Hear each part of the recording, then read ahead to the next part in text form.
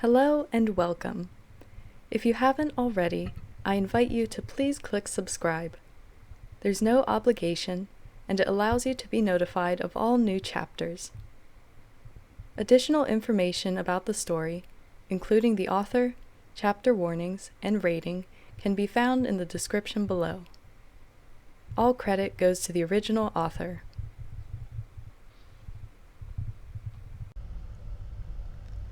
All That Remains by Orphan Account.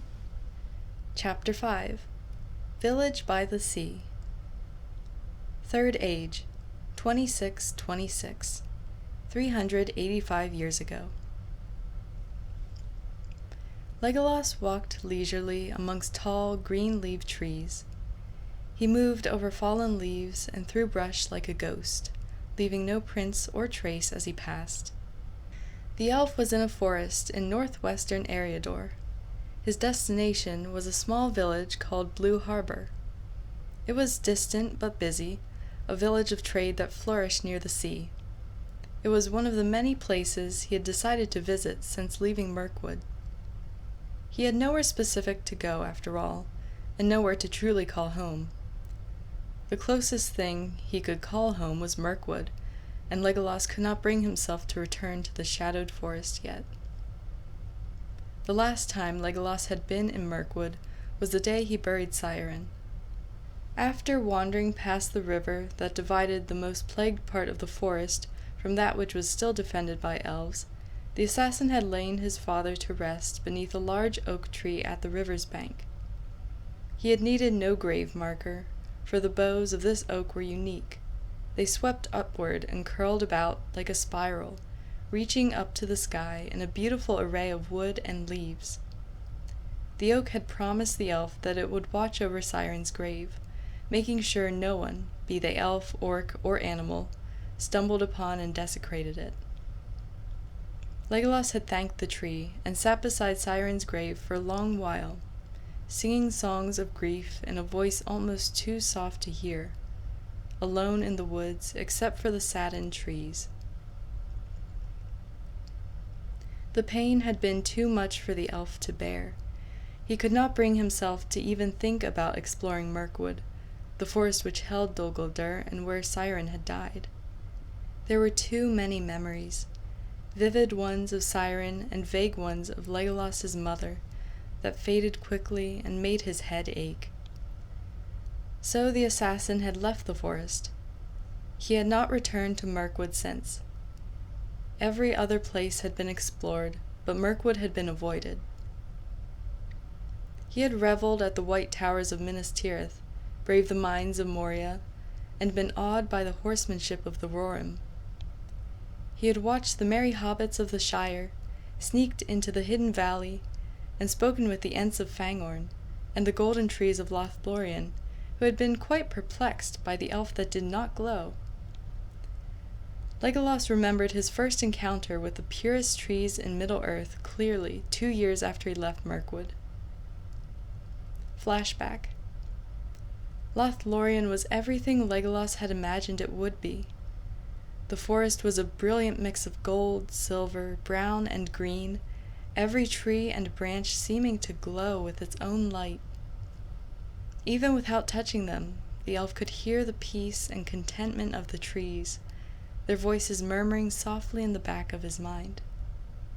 He knew that if he allowed it, he could hear their words from miles away. But the assassin was afraid. He was afraid to connect with such purity and beauty. Legolas could not help but tremble as he approached the beautiful trees, staring up at the healthy boughs and bright leaves with wide eyes. Slowly, he lifted a hand, pausing a hair's breadth away from touching the closest tree, a birch. What if the trees rejected him? That terrible, nagging fear that he was tainted rose up within the assassin once more, making him tremble. He kept his mental shields firmly in place, blocking out the trees' voices as much as he dared. Their murmurs brushed at the edge of his consciousness, and he could tell they had not sensed him yet. How could they not when he stood right beside them? Hesitantly, Legolas laid his hand on the smooth bark of the tree, opening up his mind to the forest. Instantly, 1,000 warm voices sounded in his ears, surprised but welcoming him. The light trees' voices were so much different than those of their shadowed kin. These trees sang of the forests, earth, and stars, filling the air with melodies of beauty and grace. Legolas found himself pulled into the peace of the forest, nature's song filling him with feelings of warmth and joy. Then he sensed a tiny undercurrent of worry from the trees. The elf realized that the trees of Lothlorien were all too aware of the lurking shadows outside their borders. The light trees were upset about the creeping darkness, and frustrated that they could not do anything except protect the elves beneath their boughs. While able to communicate with elves, the light trees could not fight as efficiently as their shadowed kin. They could drop bows on enemies, shelter elves in their embrace, and warn the elves if any orcs were approaching, but they could not lash out with their limbs and kill like the shadowed trees could. Not anymore. The light trees knew that their power, and the power of the elves they protected, was slowly waning. The darkness threatening Middle-earth was draining them like a slow, terminal sickness. They would last for a long time yet, but they might never regain their former vitality and strength, and that terrified them. Legolas had barely comprehended all that he had discovered before a deep voice sounded in his mind. "You are a wood elf," a towering oak stated. "Only a wood elf can hear our voices so clearly."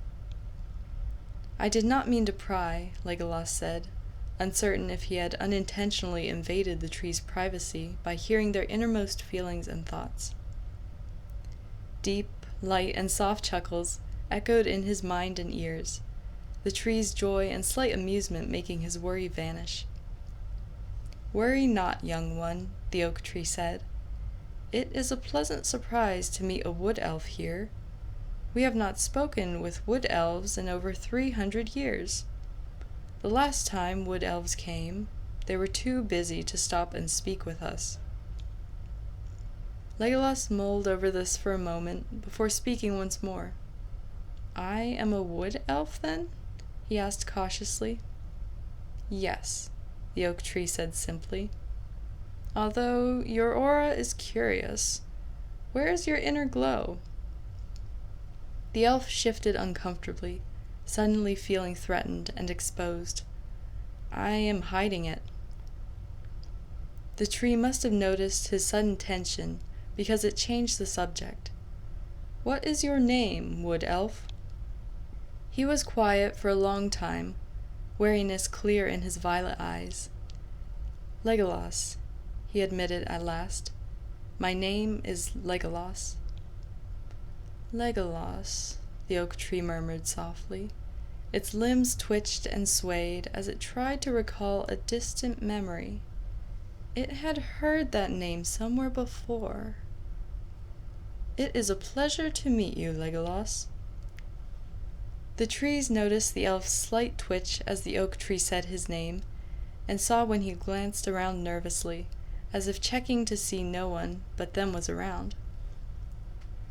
Through those small signs, the trees could easily see that the special elf did not want his name to be spoken freely, and perhaps did not want to be discovered.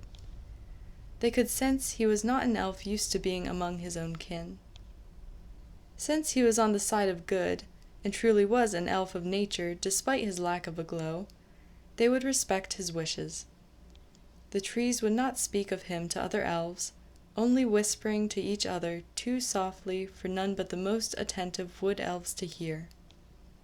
The trees were prepared to take any precaution to protect and hide this young prince, for they could sense that he had royal blood. The trees did not know if that was the reason Legolas did not want his elven kin to know where he was. They would not mention his bloodline, even to ask him about it. This uncertainty about Legolas's reasoning meant that not even the wood elves should hear his real name. But what should they call their green leaf? What should they name the one who desired to remain hidden? Hidden. Esgal, the trees whispered, voices softer than the wind. We shall call him Esgal. Legolas heard their whispers but did not speak, accepting the name. Being called Hidden was all right with him. He did not want his real name to be spoken openly, even by the golden trees. It was better that the elves who resided in Lothlorien only heard vague whispers of Esgal, rather than Legolas. Hidden could be passed off as the trees speaking of something other than a person. Greenleaf was more likely to be seen as a name, and a name meant an elf was there, in the forest. Legolas did not want to encounter his elven kin, not now and not any time soon. He was not comfortable with the thought of meeting his own kind, not yet. He had to know more things about the world, and himself, first. Flashback end. Legolas had explored the forest as thoroughly as he dared during the 7 times he had visited it. Once he had gone close enough to the home of the Lord and Lady of the Light to see the 2 elves standing guard over the city. He had quickly surmised that the 2 were either close friends or brothers, as their quiet teasing and joyful conversations reached his sensitive ears. The elves seemed friendly, open, and light, yet Legolas still could not bring himself to go any closer or reveal himself to them. He journeyed through Rivendell with the same caution. The realm was just as peaceful and beautiful as Lothlorien, the elves as joyful as their kin. Legolas could not help but feel happy and slightly angry at these elves, who were safe while Mirkwood struggled against Dol Guldur and the darkness. Still, he decided that it was worth fighting the shadows so that others could live in peace. He just hoped it would last. Although Legolas avoided elven company, he was not without interactions with others. The assassin would often travel to smaller human settlements, like Bree, with the occasional visit to larger ones. Large cities were only entered by sneaking in. Known by the name Brian, in honor of Ciaran's son, Legolas could easily find the odd job in villages, from helping on farms or in bars, to killing orcs and wargs that plagued the area. Legolas was unsure whether the villagers he encountered knew he was an elf. He doubted it. Most likely they believed he was a ranger. He wore a cloak of mottled green and brown, which made him blend easily into the colors of the forest. His hood was always up, covering his hair and ears, and a cloth covered his face so that only his violet eyes were showing. He wore his bow and elven daggers openly, but had an assortment of other weapons on his person, hidden skillfully so that only the most thorough search would uncover them. Abruptly, the soft forest air was replaced by a breeze that carried the smell of salt. Legolas halted in his walking, turning to his left where the unexpected wind had come from. The elf turned, abandoning his previous path as he moved through the thick patch of tall bushes. His path now cleared of foliage, he paused, breath catching in his throat. A few steps in front of him the land ended, swooping down into a steep cliff, and at the bottom of that cliff was the sea. The sea was a giant basin of water, going further than the eye could see. Its blue waves struck against the cliff with great strength and might, sending spray and whitish foam flying into the air. The sun's light shimmered on the water, sparkling and rippling like 1,000 gentle lightning bolts dancing in a deep blue sky. Gulls flew overhead, calling out to each other shrilly as they soared over the churning waves. The elf stared at the sea for the longest time, breath taken by the beauty and awe of the ocean. He breathed in the salty air, listened to the gulls' calls, and watched the waves beat rhythmically against the cliff face. The sea is beautiful, he thought, awed. For a moment longer, Legolas watched it, Then he turned away.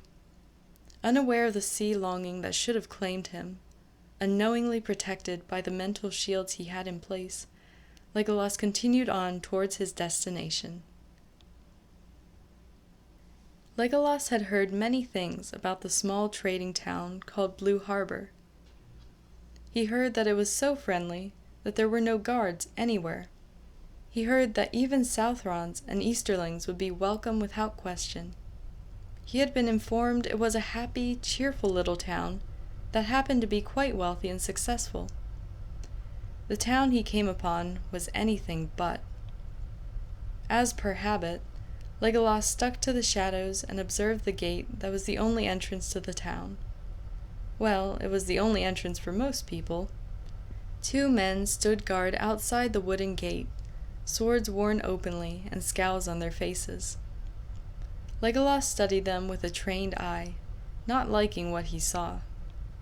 The 2 men were muscular and mean-looking, glaring menacingly at any travelers who approached and fingering their swords threateningly. With a glance, the elf could see the guards were used to pushing people around. That is not the warm welcome I had been told to expect, Legolas mused. Perhaps remaining hidden would be best. The elf circled around to the side of the town, studying the tall wooden wall for a moment before running at it. With casual ease, he leapt halfway up the wall, finding grips and leverage in the seemingly smooth wood as he swiftly climbed the rest of the way. Reaching the top, he avoided the stakes on top of the wall by flipping over them, landing softly in an empty alleyway. Straightening his cloak and pulling up his hood, Legolas walked into the main street. His drawn hood did not gain him a second glance as rain began to pour from the sky. He discreetly began to observe the people around as he wandered, looking like a man who knew where he was headed. The villagers' moods were surprising. Unlike other trading villages, which bustled with cheerful activity, this was nearly silent. The buildings were worn and old, many crumbling and looking like they needed to be torn down. The streets were cracked, more mud than cobblestone, and had the sharp tinge of unhealthiness. The shops were shadowed and dim, old faded signs hanging from rusted chains. It looked more like a ghost town than a trading village. The people were hardly better. The villagers avoided each other as they went about their business, not stopping to talk or interact with those they passed in any way. They only went to the store they desired, bought what they needed, and hurried away. It might have been the pouring rain that caused such a dour mood, but Legolas had a feeling that the weather was not to blame. People scurried about like terrified mice, heads down while they cast suspicious glances at each other. They are afraid, Legolas thought. Why? The elf considered ways he could gain information, but paused mid-thought. Why am I even getting involved? Why these humans were afraid has nothing to do with me. Yet he could not deny that he wanted to help them. Not every problem in the world involved orcs and battles, and the elf could not bring himself to not care about this many people's welfare. That was just who he was. Ciaran always said that Legolas was too compassionate and caring, trying to fix things that were not his duty to fix. When a much younger Legolas had asked how he could fix anything in Dol Guldur, his mentor had softly chuckled and said, "You fixed me." Because of this piece of his character, Legolas did not know whether he hunted and slayed orcs for vengeance for Ciaran in a personal war against Sauron, or because he wanted to protect the free people of Middle-earth by killing the monsters. Either way, the assassin was finding himself getting involved in something that had nothing to do with him. Giving in to his nature, Legolas found his way to the town's tavern. Taverns were always good places to start looking for information. Men's tongues were always loosened by ale, and their voices carried in the small confines of the bar, easy enough for elven ears to hear, even if they lowered their voices. The elf ordered a tankard and sat in a shadowy corner, able to see and observe the entire room. There were 20 patrons in the tavern, including farmers, tradesmen, fishermen, and a couple foreigners. Foreign meaning that they were not from the town.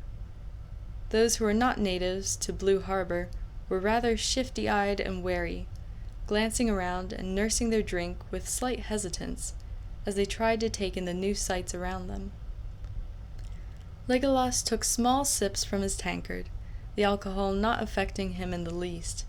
He could not get the slightest bit drunk, as he listened to the other patrons. Wife just had a baby, screaming little thing he is. The tyke's up all night bawling. I haven't had a blink of sleep in weeks. Of course he's crying, he's a baby, that's what they... Can't understand why she's marrying him. He's a ruddy stable boy. A stable boy. Surely she can do better. Tell the truth. I'm nervous about how this is going to affect my business. We all know that Drust is a dangerous man. Once the old man dies and his son becomes mayor, this town's going to become even more of a hell than it already is. And there it was. Legolas focused on this conversation, interest piqued. Quiet, Abellio, a second male voice whispered, though the assassin could still hear them clearly. Drust has ears everywhere. The first man, Abellio, scoffed angrily. Of course he does. Ever since Mayor Morkant got sick, little Drust has brought back this town's dark ages. I thought things were going good after the mayor had a change of heart and became less corrupted. He lowered the taxes, lifted the guards, and made this an honorable city, the second man said sadly. My grandfather told me about that. But now Morkant is dying, Abellio said in a soft and foreboding tone. Drust has already hired those thugs he calls guards. It will only become worse when Morkant dies. Why can't we just arrest Drust? The second man whispered. Everyone knows he's ordering people's deaths, and that his thugs threaten people. Hell, he's raised the taxes past the legal limit, and he's been poisoning his father. Hush! It was Abellio's turn to shush his friend. Do not speak of that. It's dangerous. Everyone knows it, the second man muttered, almost sulkily. Yes, but there's no proof of Drust's misdeeds. He's too sneaky and underhanded, Abellio sighed. Almost too soft for Legolas to hear. We'll just have to wait it out. If there's one thing this town is good at, it's surviving. The assassin had heard enough. Finishing his tankard, he paid the barman and left the tavern, re-entering the pouring rain. The large building in the center of the village was obviously the mayor's house. That was his next stop. Legolas stayed with the crowds as far as the edge of the marketplace, then vanished into the shadows. He approached the house, more like a small palace, from the east side, eyebrows quirking upward at the sight of the tall stone wall that surrounded the place. It looked like it belonged in a large city, like Minas Tirith, to hold against large armies. Legolas had the sinking feeling that that was what this wall was for, to keep armies, both enemies and rebelling villagers, at bay. Along with that, it would also allow the palace to remain standing while the rest of the village burned. To say the least, the elf was liking this town less and less. The elf scaled the stone wall without any trouble, the guards were idiots, landing neatly in a beautiful garden.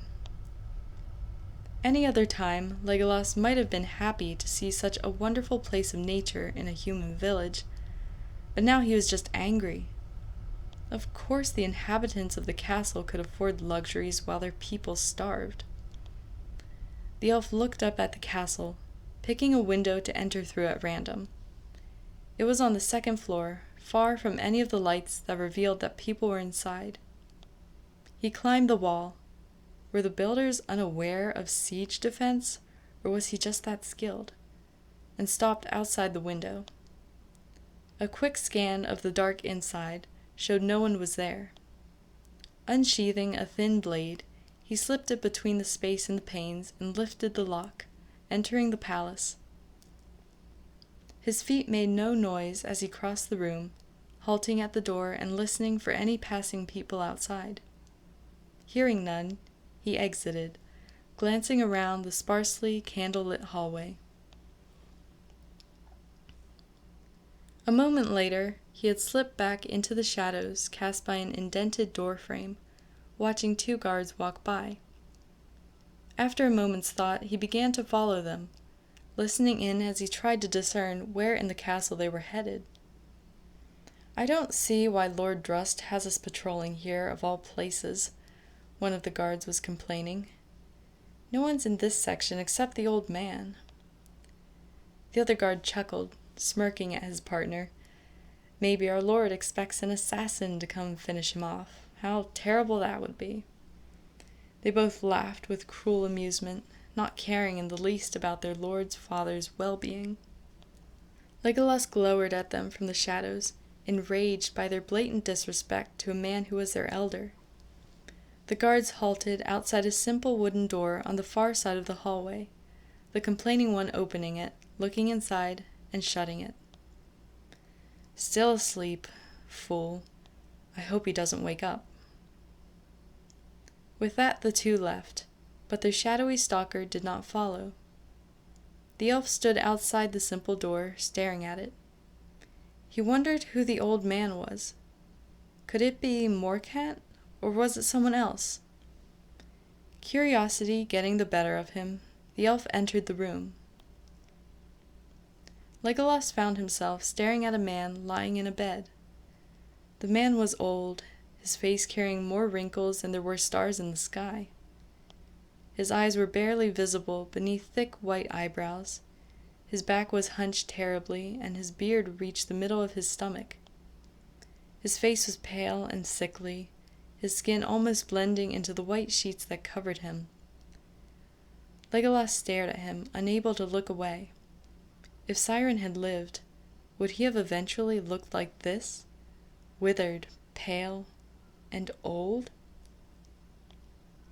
Old age was one thing the elf could not fully comprehend. While elves grew more beautiful with age, men, dwarves, and hobbits slowly withered away. They lose their strength, their minds, and after a few decades, their lives. Mortality was the gift of men, but so many feared it. Legolas feared it. It hurt to think that all mortals he befriended would eventually wither like this and die. Disturbed, Legolas turned to leave the room, hand resting on the door. Behind him, the old man stirred, waking, and peered at the blurry shape in the shadows.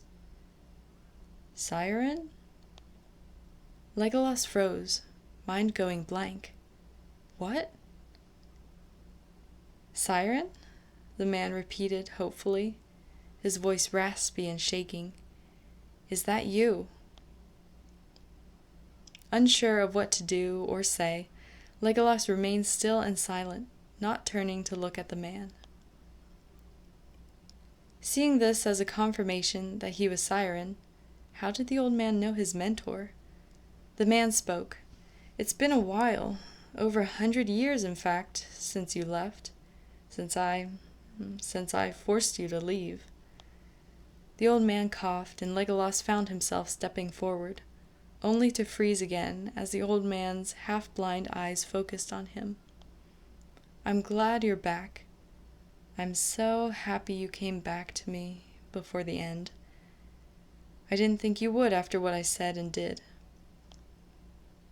Legolas still did not speak. He could not leave and let the old man think Ciaran was still angry at him. He also could not tell the man that he was not Ciaran, and that the assassin was dead. The more Legolas studied the old man, the more he noticed something familiar about him. "I managed to do it, you know," the old man whispered. "I changed myself and this village. I made it an honorable, lovely place, just like you asked. I became a man worthy of being mayor." As Legolas looked into faded hazel eyes, he quickly realized 3 things. 1.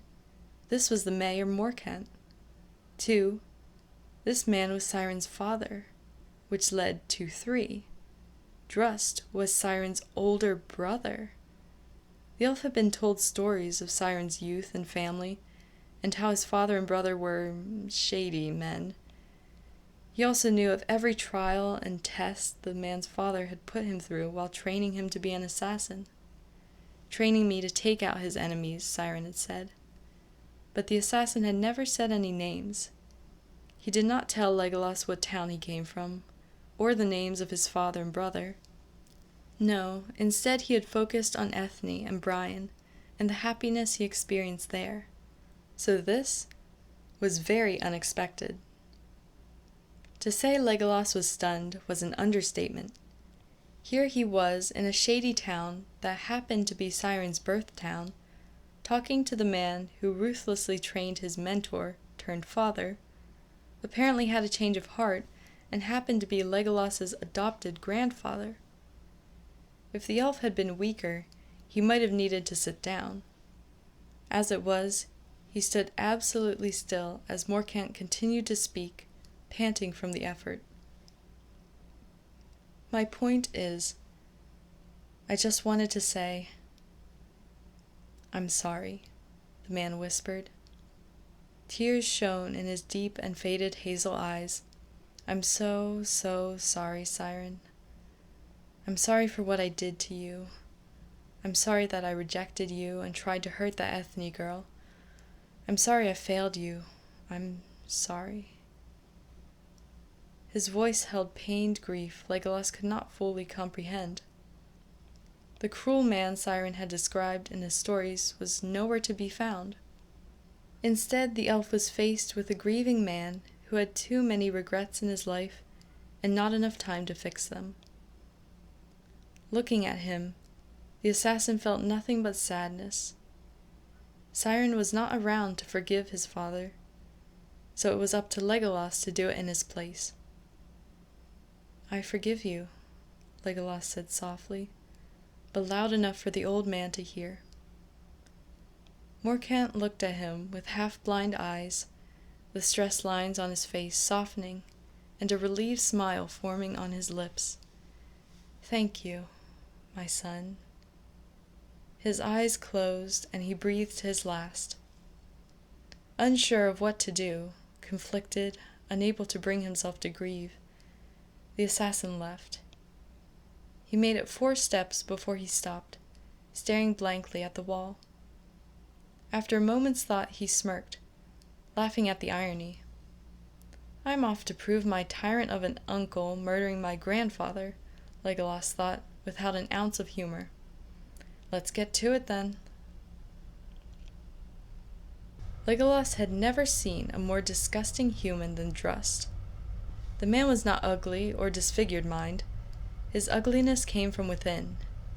Indeed, Drust could be seen as handsome by many maids, with his jet-black hair, neat jawline, and pretty brown eyes.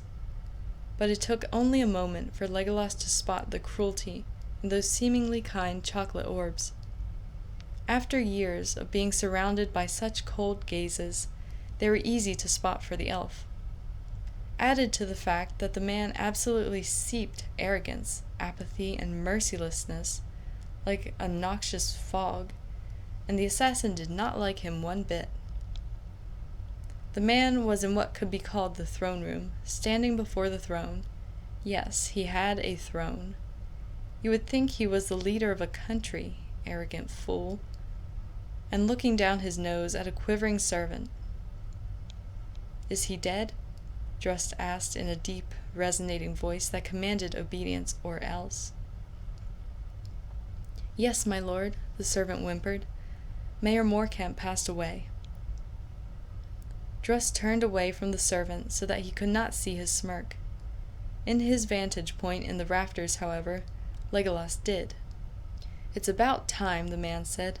Stubborn bastard. Legolas may not like Morcant for what he did to Ciaran, but he still felt the urge to punch his uncle in the face. He resisted the urge. barely. Father's position has been left to me now, Drust said coolly. All of his power and privileges are mine. The smirk became a triumphant smile. For the first time since my dear brother rebelled and ran away, this city will be right again. I will be the one in power, and all shall fear me, like they once did my father. A disgusted look came over Drust's features, his smirk falling into a scowl. Father grew soft in his old age. He actually lowered the taxes that the peasants had to pay, and gave them rights. He made black market deals illegal, and removed the guards from throughout the city, all because dear Ciaran disagreed with him and fled. Good riddance, I say. Legolas glared darkly at Drust from his vantage point, not liking his tone.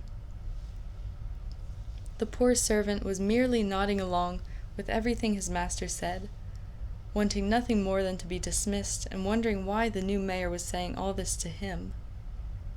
The assassin hiding in the shadows felt very bad for the terrified man. Still, all of that training and skill, wasted, Drust spat. I always knew Ciaran would be a failure. A flawed, naive bastard. That's what he was. Legolas's violet eyes narrowed dangerously. He flexed his forearm, a small, lethal throwing dagger slipping into his palm. For a moment, he considered throwing the weapon at Drust, only close enough to scare him. Even though he was a murderous traitor, the elf could not just kill Ciaran's brother. But he banished the idea. It was better for him to wait, gather information, then act. Drust seemed like the type to monologue his entire life story and admit all his crimes to someone who dare not tell anyone. Sure enough, Drust began boasting. It was amusingly easy to acquire poison to put in my father's food. I am quite good friends with the town potions master, but everyone will believe dear father died of old age. It's perfect. The man paused in his gloating, turning to look at the trembling servant. But why am I telling this all to you? Perhaps it's because there's no one else I can tell, and kill without question. Before his sentence was finished, Legolas was moving, leaping down from his perch behind Drust and holding a dagger to his throat. The servant found himself facing a green-brown cloaked figure, his face veiled in shadows. The man spoke softly, focused on the traitorous man he held at knife point. Get out of here. The servant needed no more prodding. He fled the castle, grateful to the mysterious stranger, and terrified of what Drust would do if he survived the encounter with the cloaked man. Back in the throne room, Legolas could hear Drust's heart hammering loudly in his chest, the fast, frantic beat betraying fear where his expression did not. He opened his mouth and, "Call for the guards and I'll slit your throat," Legolas said darkly. Drust's mouth snapped shut. "Are you going to kill me?" the man asked in a steady voice. While he was many negative things, a coward Drust was not. Legolas could admit that at least. "I am not an executioner, kinslayer," he said softly. "You will be tried and convicted." Drust chuckled, a dry, mocking sound. "Oh, really? And how will you get proof? I will never confess, and that peasant will be too scared to tell anyone what I said." His face hidden by his hood, the disguised elf smirked. "I don't need a confession out of you. You told me exactly where I need to go to get evidence of your crime." The man's voice was calm, but Legolas could see that he had tensed. "You're bluffing. You will find no thing at the potions shop. My friend will not have kept records of our interactions." "You'd be surprised," the assassin said. "Businessmen keep track of everything, even recording more under-the-table transactions. It helps them organize their goods, you see. It won't be hard to find evidence of your purchases, But before I go, there is one thing I think I need to clear up with you." He shifted, cowled face moving closer to Drust's ear. Out of the corner of his eye, the murderous new mayor caught sight of a green-brown-colored cloak. Being the man he was, and part of a town in which a lot of humans, and humans only, pass through, he jumped to the first conclusion he thought of. A ranger, Drust thought enraged. He's a bloody ranger. "Ciaran was a greater man than you'll ever be," Legolas hissed, and knocked the man out with a swift jab to a pressure point. The elf caught Drust before he could hit the floor, hoisting him into his throne and leaving him to sleep. He left the castle without incident, found what he required in the potion maker's store, and left the evidence on the law enforcement chief's desk. As much as Legolas may have wanted to see the fruits of his effort come morning, it was better for him to leave now. Without leaving a sign that he had ever been in Blue Harbor, the elf exited the town the way he had come in, over the wall. Once in the forest, he melted into the shadows cast by the night, walking deep into the forest before pausing. He leapt up into the treetops, leaning against the sturdy trunk of a tree. In the quiet of the night, he mulled over all that had happened in the past day. So much had happened. He had stumbled upon a village in need, forgiven Ciaran's father in the man's place, exposed the mayor's murderer, and most likely saved the village from itself. But now what? There were so many more places to go, so many sights to see. Yet Legolas found that there was only one place he wanted to travel to now. There was one more place he should explore. Decision made, Legolas turned southeast. It was time he returned to Mirkwood. The next day, Drust was arrested for periodically poisoning, thus murdering, his father the mayor. The evidence was overwhelming. Letters corresponding between Ciaran's traitorous brother and a shady potions shop, left at the law enforcement's desk before they could be destroyed, pointed all of the fingers at the deceased mayor's son. The trial was done quickly, all of the townspeople wanting the menace gone from their village. Drust and his closest cronies were tried, convicted, and sentenced to banishment from Blue Harbor and the surrounding lands. Returning meant death. As Drust was escorted out of the village and warned to be far away by nightfall, the man seethed. He seethed with rage and thoughts of vengeance, the image of a ranger's cloak stuck in his mind. Everything had been going so perfectly. His father was dead, and the village was under his control at last. But that ranger had come along and ruined everything. His life, his work, his power was all gone, all because of some wannabe warrior from the north. A bloody peasant had taken his power from him. As he walked stiffly away from Blue Harbor, Drust's anger grew. "Curse rangers," he snarled silently. "Curse them all to hell." His children, his children's children, and even their children would never forget that a ranger was the one who ruined their family name and Drust's perfect life. They would never forget, and they would never forgive. No matter how long it took, Drust's bloodline would retake Blue Harbor, and any rangers that stood in their way would pay. They would pay with their lives.